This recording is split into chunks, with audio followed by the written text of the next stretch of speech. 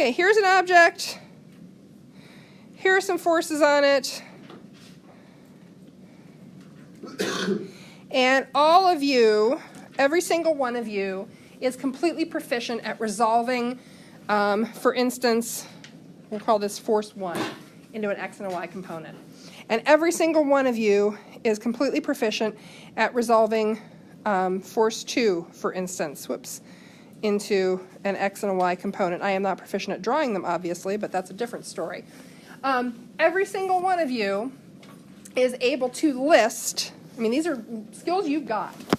Every single one of you could go through, what if those were displacements?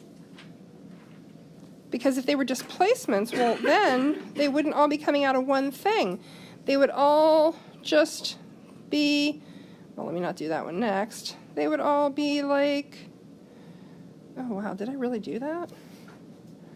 Cool, I might have drawn no, I just drew a parallelogram. Cool. They would all be sort of nose to tail with one another.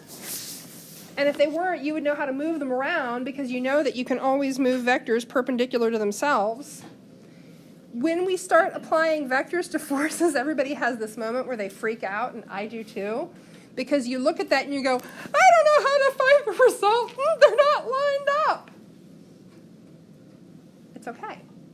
You're doing the exact same thing you did for non-perpendicular vectors, multiple non-perpendicular vectors, and instead of finding, instead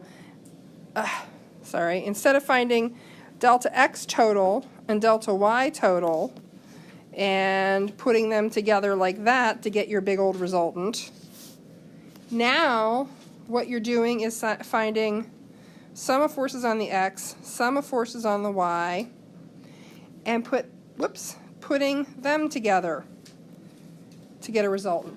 That's all you're doing. You're transferring the skill. So considering that I already had 5 conversations this morning with people going, I get confused by this, I thought it was a good time to have this talk. And if you are panicking or freaking out, don't worry, because everybody does. And I admitted to one table that it took me 6 years of teaching physics, and it doesn't seem to be happening anymore, before I remembered automatically not to freak out, because when you look at that, you can't in any way imagine how you would find a resultant. They're not lined up nose to tail, and that's what you need to find a resultant.